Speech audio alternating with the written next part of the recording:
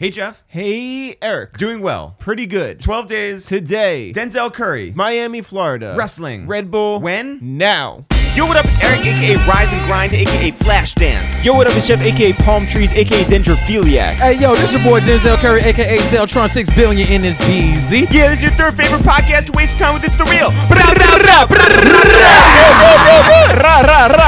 Denzel, what's happening? Ain't nothing about a bitch. You feel me? What's happening, dog? Everything's good. We're down in your neck of the woods. Hey, yes, you are, but we ain't living in the woods. We living in the palm trees down here, boy. This is Miami. You got to get it right or get lost. Break down what this is right now. It's a Red Bull event where you are going against all three members of the Flatbush Zombies. Nah, actually, they're already dead. That's why the name is Flatbush Zombies. You feel me? It's just Zeltron formulating on their ass. You feel me? But it's Voltron. wrestling. Yeah, it's wrestling related, so it's like, is the winner already like decided? Nah, bro, it's the crowd, bro. You think we just gonna rig it? You guys are something else, man. You're from out here, Exactamundo. but you don't live here anymore. Nope. Why not? Because Well, what was growing up here like? hot, humid, very crazy. There's a beautiful women, beautiful beaches, and very hectic and rude at the same time. The women and the beaches? They could be, Yeah. you know. I ain't gonna say it, but you know, guy. But nah, it was cool. It was cool. Do you still find that you run with the same crowd that you ran with when you grew up here? Yeah, I mean, Simi them coming to the show right now. You know, I run with my brother Mook. You know, Mhm. he was also in Raider Clan with me. You know, I still keep in contact with some of the guys from Clan, and you know, some of my childhood friends. And my best friend is actually living in LA with me that I've known since I was 12 years old. This is my homie. That's dope. Yeah, Is he a good roommate? He was my roommate. He lived with us, you know. He lived with us at the ULT house because it was his mom's house originally until his mom moved out, and then I moved in, and that became the ULT house. It sounds like a sitcom. Like I'm sort of into it. Was one of you guys like the clean one? What was the messy one? You know, everybody had their fair share of messes and stuff, but when we clean up the house, we clean up the house. So when you come back here for an event like this, is everybody in your phone hitting you up? Yes, And how many? I don't pick up. How I many don't of those text back. people will be coming here tonight? A lot of people, like 2,500 people, Damn. not of my list. Oh, I'm just okay. saying. Yeah. just to show, you know. But when it comes down to like my guess is my family. Do you still consider yourself like a South Florida rapper? Yes, Do I'm you- from here. No, of course, yeah. I take it with me everywhere I go. So your sound is still South Florida. Still South Florida. Your It just attitude is still evolves. South Florida. I mean, I would say my mood is me. hmm Like my attitude is me. Your energy Me. is Red Bull. No. That's an energy drink. You can't drink me, son. Ladies. What's the difference between living here and living in LA like? I mean, LA has more opportunities, man. Like, I just closer to my work, you know. Like, yeah, you can get in the studio out here, but I want to be able to experience something different, something that I'm not familiar with, because I'm familiar with everything that's out here already. I'm unfamiliar with the cultures out there in LA, so I want to learn them. You're still unfamiliar at this point, Yes, having lived out there for like almost 2 years. yeah. So what's new to you? What's new to me, man? Just like you can't go to certain areas. That's new to me, But like Runyon Park has like cougars running around, bobcats. man. I seen a skunk for the first time. Congratulations. You've What was never that seen a like? skunk in South Nah, Florida. nah. You'll see a possum before you see a skunk, bro. So what was that like? Weird, because I'm like, damn, I could get sprayed by one of these and I'll be stank. But then again, I live in Cali, so everybody probably just think I smell like weed. Mm-hmm. So I'm really good as weed, but I really smell like piss from a skunk. When you think of South Florida, you think of Rick Ross. Yeah, You think of Triple C's. yeah, You think of Pitbull. Pitbull. yeah. Of course, Flo Rida, Flo Rida. Yep. Trina, Trick Daddy, Yep. Mhm. Gunplay, Yep. Mhm. which is also part of Triple C's. Gloria Estefan. She's from. Oh yeah, she is from here. How dare you try to write Gloria out of the Miami narrative? I don't try to. I just forgot. Guy with the glasses. But when you come back down here, do you have a certain like frame of mind when you return? Yep, my frame of mind is get in and get out. Well, why is that though? Because, man, I spent most of my life here. I already know what to expect. So do you enjoy being on the road more than you enjoy just being situated at home, or do you like? I like stability, but when I get too comfortable, I need movement, you know? It's like a best of both worlds type thing. So when I'm like at the house too long, I'm like, okay, I'm ready to go back out there in the world. But when I'm out there in the world, I'll just be like, okay, I've been here for a long time. Let me go back home. You're growing up here. You went to art school. You went to Dash. It's actually right down the street. First of all, did you guys have like a football team? Did you guys? No. Dash football team? Hell no. What was the? Did you guys have like a mascot? Nothing. No sports teams. Nah, Dash Phantoms. Come on, bro. That's the wackest. What were they good at? Art. Did you have a specialty? Painting? Did you just do My music? specialty is what I got paid for now. To wrestle. No, not the wrestler. They usually have like, you know, they split you up into doing visual Oh, performing. you talk about strands. Yeah. Yeah. There's industrial design. They had film, which was what I was in. They had architecture also, and I think they had fine art and creative writing. I wanted to be in a creative writing class, but they was like, oh, that's for advanced students, and none of the advanced students got a 6 out of 6 on the FCAT rights, and I'm the only one that did. Me and a couple other people, only a handful of people, like 5 people, and I was one of them. What made you want to be like in film? If you hang out with me for a day, I'm going to randomly just quote movies every day. What's your favorite movies? Shoot, sometimes from Pulp Fiction, sometimes it could be from Anchorman, sometimes it could be from 40-Year-Old Virgin, Animatrix, The Vow, what else? Kill Bill Volume 1, Volume 2, Star Wars, Empire Strikes Back, just Requiem for a Dream, just anything, you know. Even Daredevil series. I really quote movies and cartoons. So what did school do to sort of like further that process that you had already like, you know, undertaken? Kick me out. Oh. That's what furthered the process. Them kicking me out made me want to be like, okay, I'm going to take this serious and I'm going to show you guys fucked up. Well, why'd you get kicked out? Because they thought I wasn't up to their standards. Yeah. Really? Yeah. So it was like an academic thing? It was just It's an like... academic thing. It was like, okay, we don't think he's best for the school. They didn't think I was going to be the artist I was going to be and whatever. So I was just like, all right, cool. Wait, how's that conversation go down, though? Now, they called me to the office.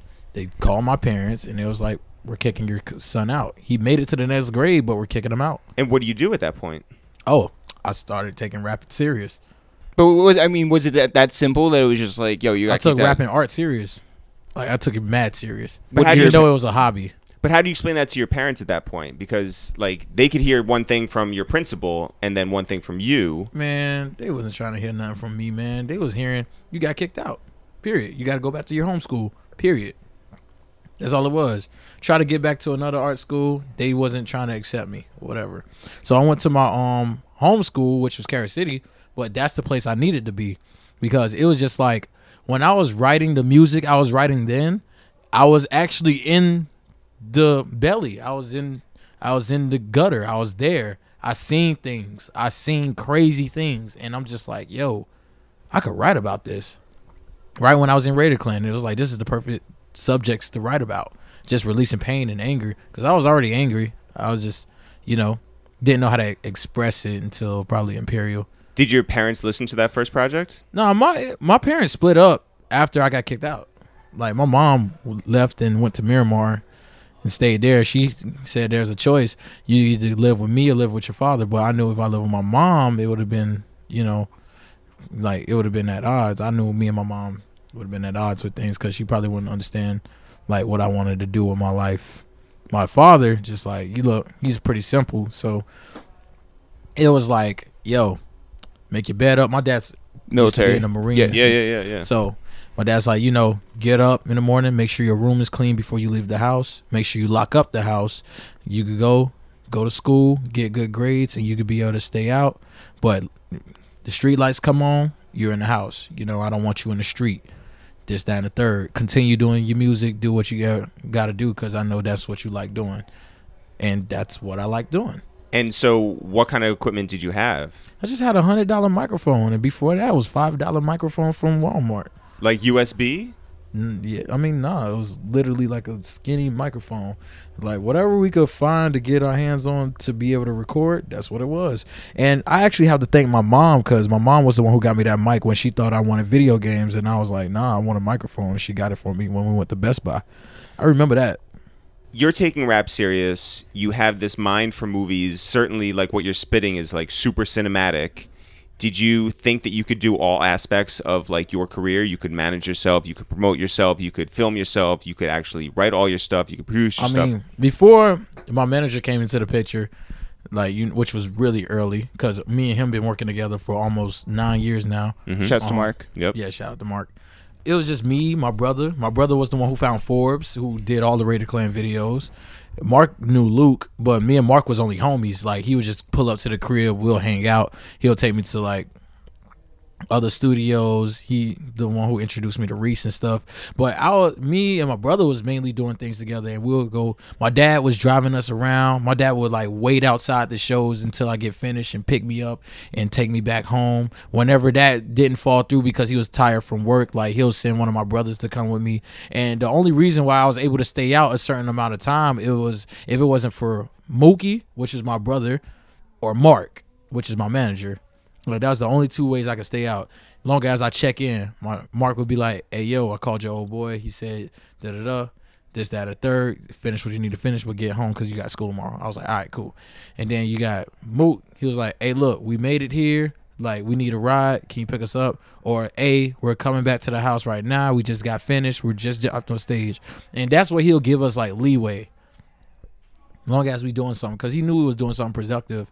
There was one time I went home like mad late, like 1 o'clock in the morning, and my dad was gonna beat my ass until I realized I could run.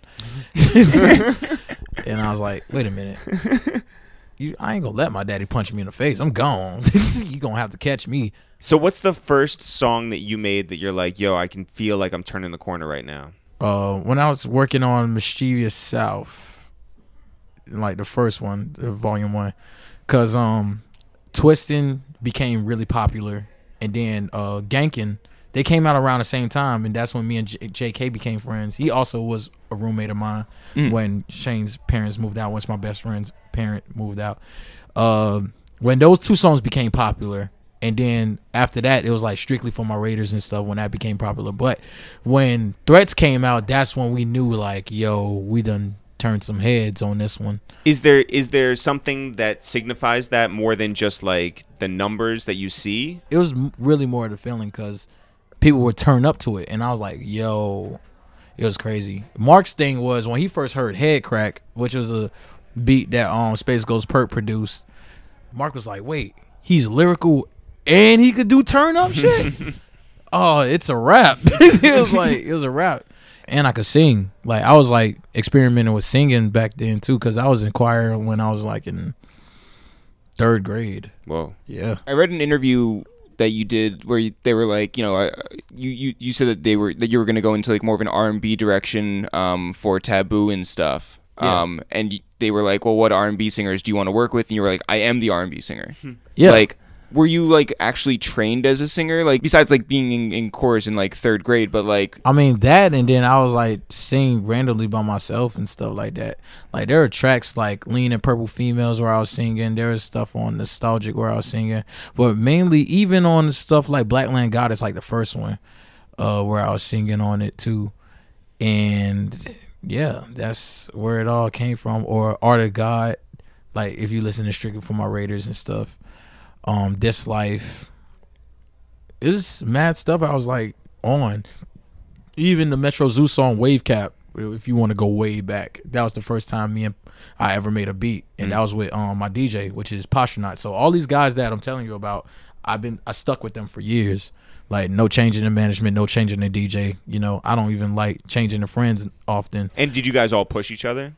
Yeah, I mean, pretty much. I think Mark was like the driving force for that. Because Mark and Posh, they were the driving force for me to be like, "Yo, look, this is what it is. This is what you got to do." Because when I was with Metro Zoo, I was just having fun. I was just like having fun doing my music.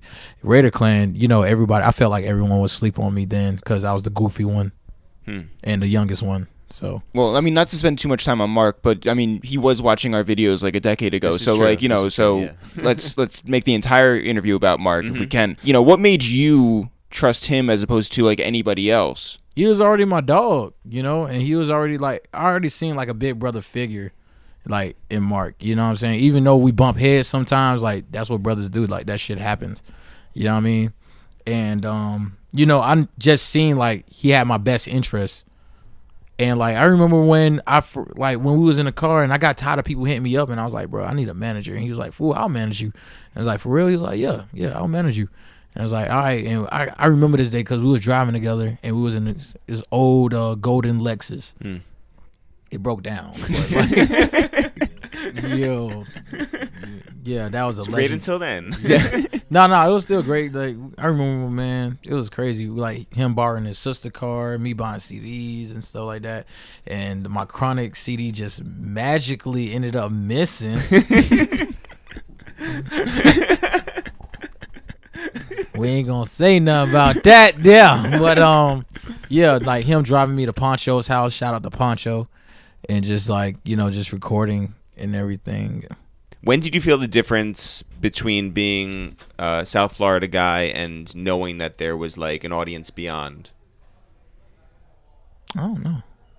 I just knew from the internet, but when I actually experienced it, like leaving my city and going to like Cali, doing these ham parties and stuff, I was like, yo, this is real. This is real over here. Like, to us, they're like, yo, this guy's the GOAT. He's the greatest. This, that, and the third. And back home, we was like, nigga, you ain't shit. Like, that's what it was back home. Just that they didn't have love for you back here? I mean, eventually they did after Nostalgia came out. When Nostalgia came out, that's when it was like, oh, shit, this guy's really the GOAT. But you were just like a regular guy around here. It's when you went away that people saw. Is that what you're saying or no? Yeah. Even when I went on tour and they seen I was killing it on tour and then I came home and that was like the first homecoming and I killed it. And they was like, yo, this is wild. I didn't expect to see that. Was there a plan for you to keep going in one direction, or did you want to experiment in different ways and be like, look, I'm a master of a lot of different things. I don't have to you don't have to just like put me in one corner. I mean, I went too experimental, which was on 320. According to who? You? Yeah. Well, if you look people back? and myself. Okay. Yeah.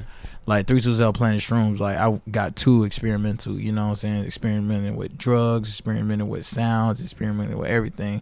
And then, I had to go back. I had to backtrack and see like, okay, what I did wrong.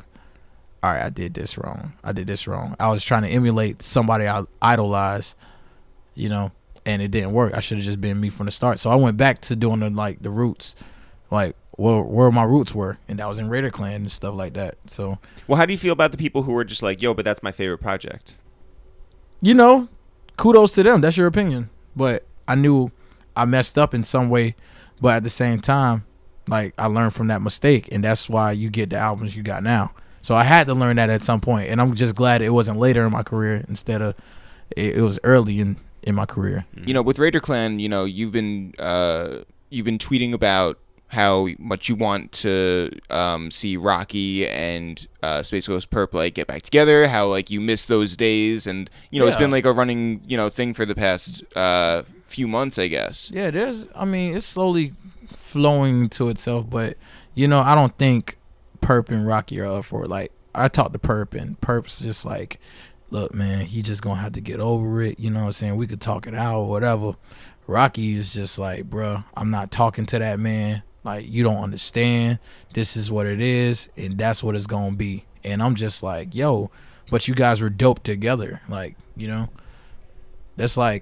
that's what it is. Even when it came down to my situation, like what made me think about their situation, a similar situation I was in was when me and X wasn't on good terms and stuff like that. And I could have been Rocky. I could have been like that situation, like, all right, fuck this nigga. Like, fuck that. But instead, like I talked to X and I was just like, yo, like I feel this type of way. Straight up. I'm gonna be real with you. I'm not gonna say it on the internet. I'm gonna say it to you. And then he asked me questions, and I gave him answers. And I asked him questions, he gave me answers. And then that's what it was. And we was able to talk that out as men. And I was like, you know what? That works. And me and him wanted to come back together and work together again. And I felt like that whole situation could have been something different if they would have just talked. Is never underestimate the power of talking. Or communication. And how did you figure that out? Just by talking my problems out with the person I had a problem with. Do you feel like there's anything to getting a lot of success really early? Yeah, I mean, Yeah, man. Bitches come at you. Like, niggas come at you because they don't like you for some reason. You know, or no reason. Or no reason. But they're going to find a reason. But just different things, man. Drugs, like the fast life, you know. Because when all that's gone, man, like when you don't have the sauce no more, they're going to move on, bro. You know. And I know it. Who are some OGs that came to you and sort of like gave you good advice on how to move with your career? I ain't going to lie. Mr. Motherfucking Esquire. That's like, dope. He was the first one. Yeah. He was the first dude. Like, he was like, yo, don't. He was like, bruh, when these labels come at you, bruh, wait. I remember this show because it was when Princess Nokia, back when she was going by Destiny, like it was her and Hawk and Wiki from Rat King and Mr. Motherfucking Esquire. I went to their show. You know, it was only a little bit of people there, but I still went to support because like those were my homies. And then Esquire was there and he was like, yo, man, I'm gonna tell you like this because you're on a good path right now. Just wait. Just wait for it. Don't be like me. Just wait. So this is after he signed to Republic or whatever. Yeah. He told me straight up, wait. Just wait. How hard is that to hear, by the way? Because if you're popping and you feel like the heat. He was actually the first one to really tell me like, yo, wait. And you did? And I waited. Yeah. I waited because, you know, it was like these interviews, my early interviews after Nostalgia came out and they was seeing the traction, you know. Shady Records wanted to sign me. And I remember being in that interview and then they was, they was like pretty much on it. They was like, all right, we already know we're not signing. But I was just like, you know, talk to them and I was just like, what can you do for me? I can't do for myself and stuff. And it's just like, you know, we could do a lot, da-da-da. And I met up with, what was his name? Paul Rosenberg? Paul Rosenberg, yeah. Yeah, Paul Rosenberg. I thought that nigga was a security or something. He's like a refrigerator with a head. Yeah. He big as fuck. I was like, yo, who's this wrestling ass nigga coming in the door right now? Bald ass. Who else did you meet with? Shit, I don't even remember. But I like remember there's everybody. Atlantic people came in. They was like, nigga, never signed to Atlantic. And I was like, why not? You see what happened to Lupe Fiasco? I was like, that's what happened. And then I was like, no way. And then I was like, they was like, yeah, who else they got? And it was like, oh, they got Wiz Khalifa. And I was like, I love Wiz, but I didn't like Rolling Papers. I'm gonna be real. Like, I didn't like Rolling Papers one? The first one, yeah. Like, I liked his early work, you know? And I'm just like, damn, so Atlantic really corrupts the artists before, you know what I'm saying? Before the, you know, if they have their own thing going, like, it's dope. And then I just started to really like just want to do things independently and just own all my stuff. And then one day I just stumbled on documentaries back when I was living at the ULT house. And, you know, one of them was the documentary on NWA, Dr. Dre. You know, when it was talking about the Ruthless Records, like Jerry Heller and all that stuff. And the dispute with Ice Cube and everything about owning everything. And, you know, and I thought to myself, and then it said something about how Suge Knight got involved because he was already doing bodyguard work and stuff like that. And the deal that he struck, he was like, okay, Ruthless Records could keep everything else, but with this contract, they could get whatever they want. I just want their masters. That's all I want. That's it. So he studied the game, and I was like, what does that even mean? I didn't know what it means. Didn't know what it means at all. So when I went in these interviews and stuff, I was just like, dude, I want my masters. And seems like none of them was willing to give them up. No one. They wanted to keep them. And that's when I figured out, like, this is where my money is. But did you ever think, like, you know, there's a possibility that that isn't the right way? Like, where I was Mark, was anybody just like, well, maybe, like, this is just the way it is and we can't change that? And, like, maybe a label is the way to go? Nah, there's always a way. Because we meant it. Like, I'm like, bro, I made a really, really good album that, like, shaped what South Florida is kind of in a closet. You know what I mean? Same with Imperial. I made that in a closet before we took it to a real studio and fleshed out all the tracks. Like, all this stuff was made homegrown. And I'm thinking to myself, man, I want to keep my masters and I want to keep my creative control. I don't want nobody to control me, you know what I'm saying? I don't want people to advise me when something's a bad idea. But when it comes down to my situation, they got to know who the boss is. They ask me for what I want to do, you know what I'm saying? And, you know, I don't be a dick about it. I don't just be like, I'm the boss, this, that. You got to follow everything I say because, you know, people could be divas and shit. But me, I'm just like, I've been working with you guys for years. So y'all ain't going to steer me on the wrong path. And, you know, I'm going to make the best shit possible. Hey, gang. Jeff here. Just want to take 1 second to interrupt this podcast with Denzel Curry to let you know that if you go to ItsTheReal.com/shop, you can support your guys It's The Real this coming holiday season, or even get a great gift for you and your loved ones. Get some stocking stuffers, get your Christmas wares. Well, hold on, Jeff. What kind of Christmas wares are you talking about? I'm talking about oven mitts. Wait. I'm talking about... Do we still have oven mitts in stock? No, you want to know what? Nelson just said that we're out. Oh, thank you, Nelson. Yeah. Nelson in the stock room. No oven mitts. No oven mitts. Sorry, guys. All right, well. But we do have t-shirts and sweatshirts and notebooks called rhyme books. That all sounds great. Where can I go to buy them? You can always go to ItsTheReal.com/shop. Get yours today. And support your needy friends. That's right. Eric? Here at It's The Real. Jeff? Yeah. And Nelson. Nelson in the stock room. And now back to Denzel Curry. Our friend Hip Hop told us about you way back. Yeah. And Shout out to hip hop. yeah, huge fan of yours. What is your guys' relationship? I mean, we briefly met, you know, but he's like a really good dude. Like the guys speak highly of him. Pretty sure he speaks highly of me. But everybody that I came in contact with that knows hip hop is like, it's like, yo, man, he's a mad good dude and stuff like that. And he's really been in the game for a minute and like helping with, you know, like I think Drake and all them guys. Well, a lot of people, Rockefeller, yeah. Well, what was it like? Even meeting, you know, him, or like you meet like very like strange people, like meaning like people that nobody gets to meet. Hip hop, Andre 3000. Like, Yeah. what was meeting Andre like the first time, and I'm guessing other times as well. I mean, I only met him once. Oh, really? And that one time sparked the person that you see now, cause I didn't make Ultimate until after I met him. I didn't get the courage to be able to do half the stuff I did until I met him. What did he say to you? He was just like, don't get bored, bro. Just like make that shit. Whatever gets it hot, bro, make that shit. You know, just never get bored with it. That's why I experiment a lot. You know, even if you listen to Taboo, it's all experimented, but it all worked. So that means I experimented the right way. Well, what do you think the difference is between experimenting now and experimenting a couple years ago? Experimenting a couple years ago, I wasn't Denzel. I was trying to be Andre. So how does he come into your life? Mark said like he was doing an art installation, and I went. Me and my ex, we went, and everybody was asking Andre questions, and I was like, all right, damn, this is my only time I get to meet Andre, so I gotta have my questions ready. I was like, okay, what I gonna ask him? All right, cool.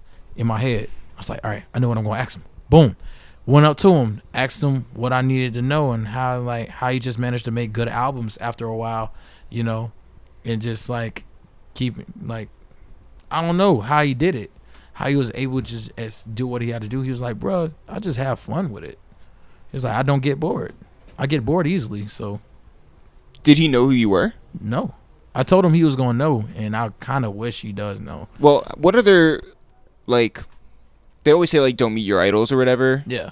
But, like, that's a good experience with somebody that you, like, have looked up to. Have there been any other people that you've looked up to that have been, like, you know, formulative in that way? Yeah. I mean, no. Not well, besides the RZA. Well, the RZA, actually. Oh, and he came up to you and he was like... He was tight. Yeah. The RZA's tight. Shout out to Wu-Tang. He did not let me down. Like, you know, I'm a Wu-Tang fan. Yeah. And his kid wanted to take a picture with you. And yeah. That's so man. dope. I mean, like, were you, like... What was going through your mind when he comes up to you? I was just shocked. I was like, yo, this is the RZA, bro. Like, and I was like, you killed that Kill Bill soundtrack, dude. But I was like, yo, this is 36 Chambers right here. This is Bobby Digital. Like, this is the guy. Yeah. Like, most people be like, yo, man, like, they know what Wu-Tang Clan is, but, bro, I'm a Wu-Tang Clan fan, bro. Like, I'm just like, bro, this is a legend that's telling me his son is a fan. I'm like, yo, this is wild. That was mad interesting to me. And then he came to the studio when I was working on Taboo early, and you know, he was giving me pointers, and he was like, yo, I appreciate what you did for my son, you know, let's talk about what direction you're going in. I played him a couple tracks, and he was like, oh, so I see where you're going in. Then he played me Queen Bohemian Rhapsody, and then we'll talk about that for like mad long, how the transitions and the tracks and everything, which is somewhat similar to what you hear on like on Nostalgic and what you hear on Taboo, which is the different sides of the tracks when they just flip to a whole different side. But isn't it funny when you like learn what you did sort of just like naturally before, and now you do it with purpose, and you're just like, whoa, I know what I'm doing now. Yeah.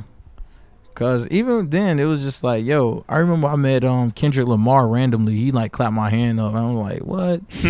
That's crazy. This was overseas and we was all backstage watching him perform.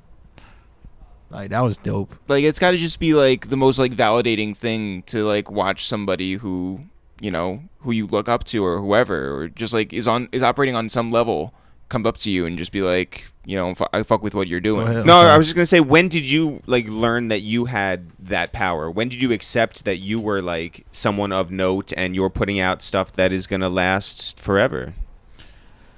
I don't know, man. I just live day to day, just doing it, you know. And people just come up to me, man. I remember recently at Afropunk, Pusha T came up to me and let me know like, yo, you're the future of this, and I was like, that's crazy. Like, bro, I used to listen to clips when I was mad young. But you accept that and you say like, all right, and you run with it, right? Yeah. That's wild. What about when Joe Budden like shouts you out in his podcast? I didn't expect that. Who let you know about that? Mark did. Yeah. No. It wasn't Mark. It was somebody randomly like, yo, it was a fan, actually. A fan was like, yo, Joe Budden's talking about you in his podcast. And then the thing he said, he was like, I heard some pretty hard albums in some very unexpected places. And he was like, that new Denzel Curry goes hard. Like, it's nuts. And then I'm just like, okay, bro, I've been rapping like this like the whole time. Like, where is it going? But that's when I realized, like, okay, I really did something with this album conceptually.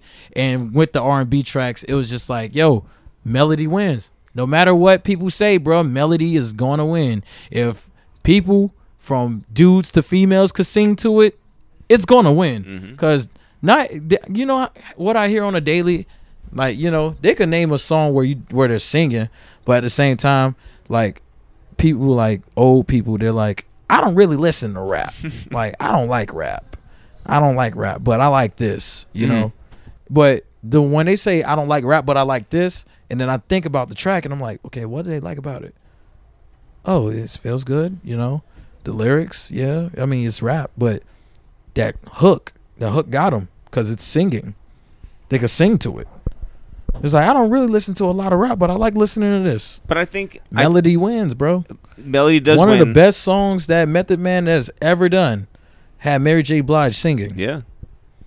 Like, if you look at Tupac's catalog, yeah, he has some aggressive and hard raps that we all know, but the songs like Keep Your Head Up, How Do You Want It, they stand the test of time because that melody's in there. Same with Gin and Juice. You can sing Gin and Juice to this day because that melody, rolling down the street, smoking and dope, sipping on gin and juice. Like, it's melody. That's going to win all the time.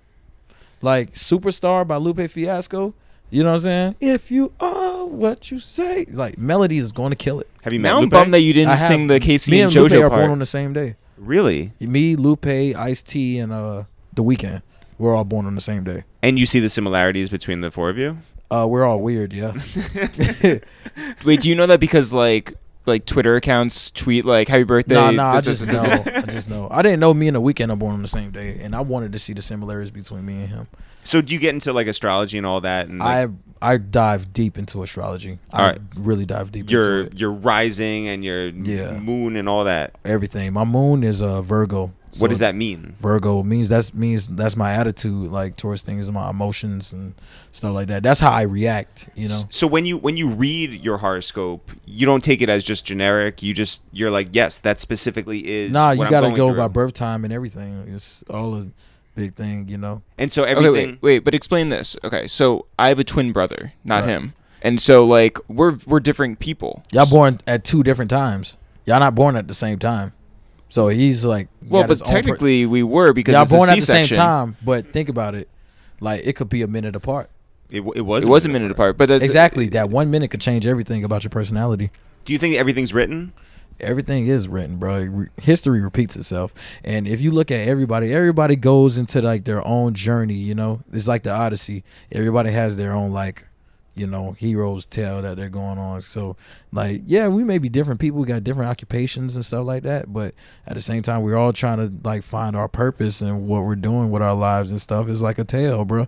Oh, everybody's life is a tale. It's whether you die young or live old, you know. So do you find that you don't take the highs too high and the lows too low then? Yeah, I just take everything with balance. I hate being uncomfortable, but I know that's the only way I'm going to grow. So that feeling that you had when you were kicked out of... It made me uncomfortable, but it made me grow. How do you convey that to your parents at that age, though? You can't, because you don't understand it at that age.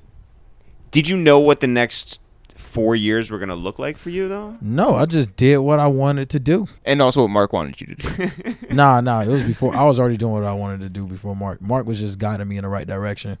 And what do your parents think now? They're like, damn. Just one thing just turned into this one big thing. Do they listen to your music? Yeah, my mom does. My mom does a lot. My dad does too. Do they critique it? Do they? My mom is the critic. Really? Yeah, my mom is. In what sense? The cursing. Oh. No, she likes the overall message with everything I'm doing. She just think I talk about a whole bunch of negative shit. I guess because she went back and heard all my early Raider Clan stuff, and it was like 666 and like Satan, like, you know what I'm saying? But I'm not a Satan worshiper. I'm not. Do you still perform those songs with the same energy that you had back then? Nah, I don't perform my Raider Clan stuff anymore. I perform my new stuff, but I mentioned Raider Clan in it. I mentioned the fact that, you know, like the earliest I go back is Threats, because that's what started it all. When was the last time that you didn't use vowels in words? Like putting like V's and X's and... Oh, you talk about the hieroglyphics. Yeah. I used that for my name Zeltron. I took the E and the O out and just put 2 X's. But when was the last time that you normally wrote in the King's English? Shit, I wrote that. You mean like art thou this? That's exactly what we're talking about. Yeah. Oh, man. I don't know. I never wrote like that ever. Thou shalt not be a bitch. Your mom's not going to like that. Be Cursing. a biatch. Yeah. This is a Red Bull event. Like, what is it like for you? You're somebody who used to be like super underground. Right. And then Red Bull comes in. Right. Talk about like, you know, what it's like to have like brands reaching out to you. Hey, man, it's a good thing, you know, because it just shows that hard work pays off, you know. I stayed out of trouble for a long time, you feel me? Like, I don't get in trouble with the law.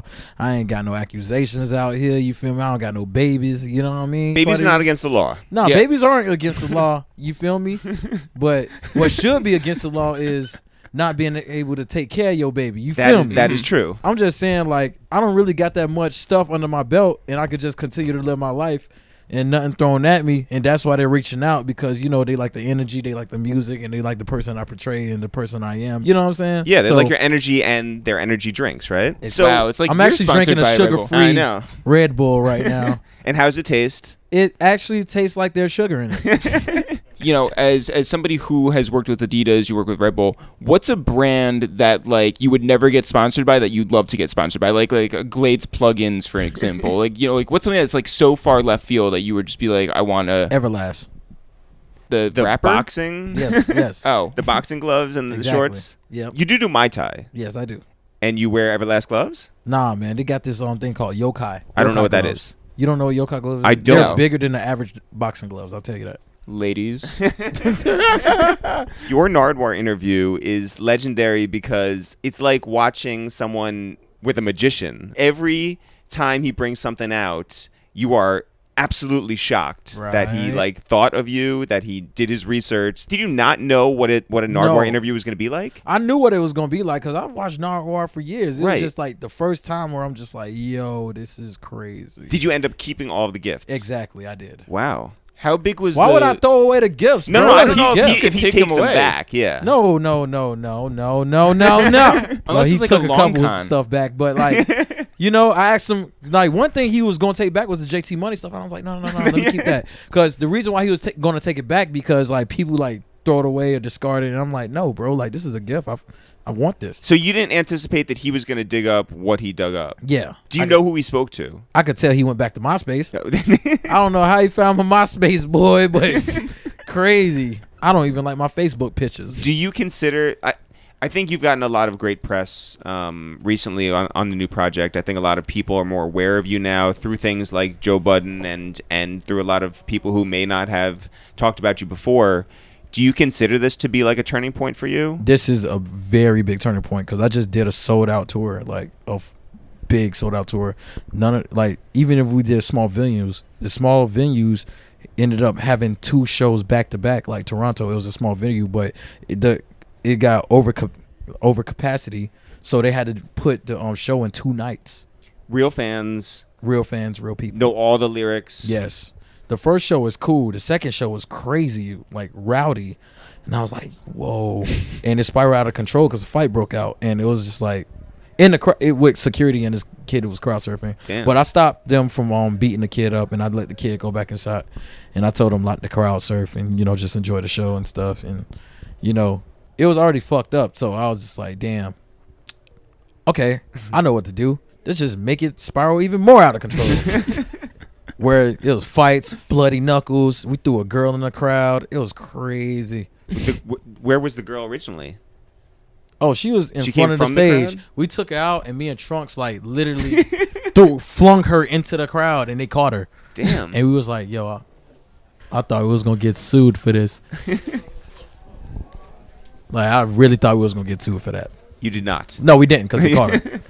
So now, if it is a turning point, where do you move on from a sold out run? I mean, I just got to keep working. I just keep working on the next product and just keep rapping. I'm just doing what I do for fun. I like thinking of things on top of the head, just experimenting, just having fun with this thing, man. Because the moment I treat it like work, it's gonna be stupid. So you really do go back to that Andre, moment over and over again. Yeah, I just do it. Just do it. So who inspires you now? What's Denzel? That's it. Washington. It could come from anywhere, man. It could come from just seeing my homies go hard, and I'm like, damn, that flow is crazy. I got to think of a crazy flow, and I just think of stuff. Sometimes I think about melodies, man. I think about melodies every day, and I would say right now, my biggest inspiration is Bruce Lee. Just being able to be like water, and that goes with me doing martial arts, and that goes with also doing music because I actually became like the water while working on this project because you have tracks on the album that don't sound like each other, But are you a water sign? No, I'm an air sign, but I'm close. Come to on, a water Eric. Sign. Don't you know I'm anything? actually close to a water sign though, because I could have been a Pisces. I'm just 3 days off. Damn. On the 19th, I would have been a Pisces. Yeah, but I was born on the 23rd of July, so I could have been a Cancer. But you're a Leo. I'm such a Leo. Yeah.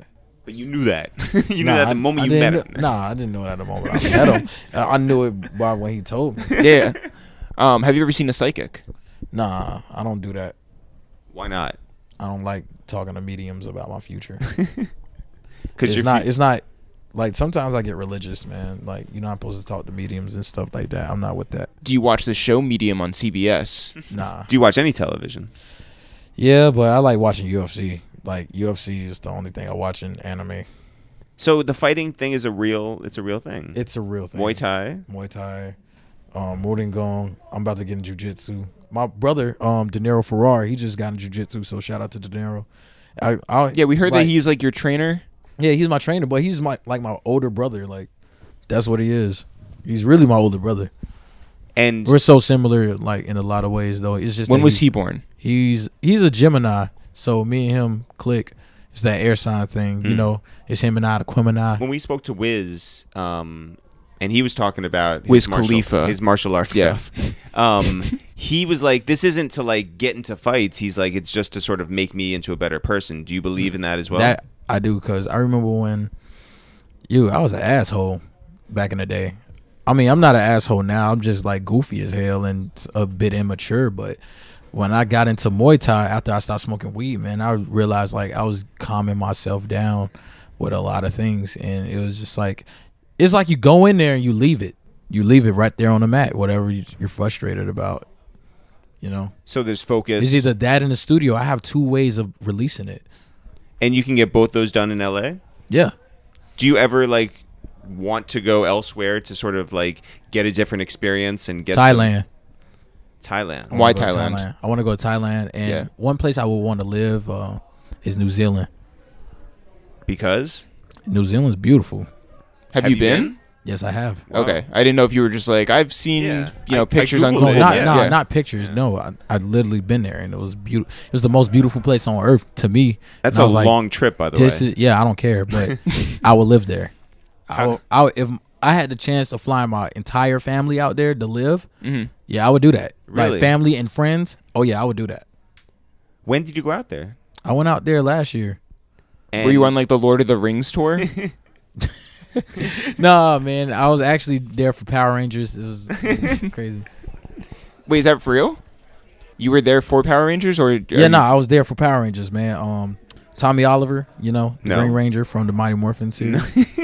Yeah, like he was like, "Yo, Denzel, come out here, just experience this." I was like, "All right, cool. I got a show out there anyway." And man, I was on set with all. I got pictures if you want to see it. Please. Yeah, man. Are they on the internet, or are you just like looking on Eric's phone? Nah, you gotta go on my You gotta go on my Instagram. It's under D's nuts. Man,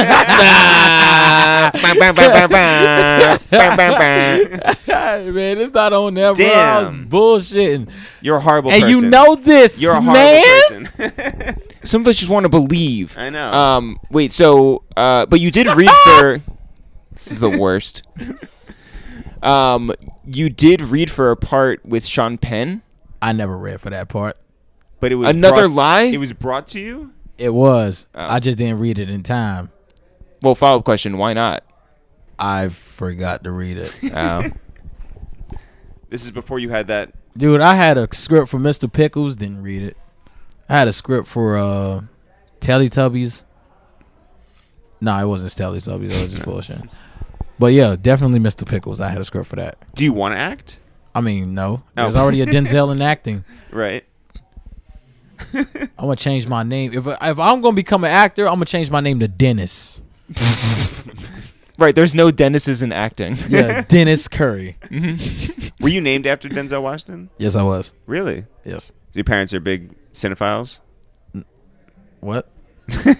No, they like just movies. Yeah, no, they like Denzel. Oh, all right. Nah, it was just a name. Like my brother's name is Rashad, but we call him Mookie, and you know Mookie is the name from is Spike Lee. Yeah. Do the right thing. So rapping, yes. Singing, yes. Acting, no. Probably. Probably. It's just there's already a Denzel Washington. Like, but you're not Denzel Washington. He's fire though. Yes, he's a fire sign. No, he's a fire actor. Like Training Day. Yeah. Bitch? Well, actually, like, so we have a podcast called Two Jews and Two Black Dudes Review the Movies, and it's us and the Locks watching movies.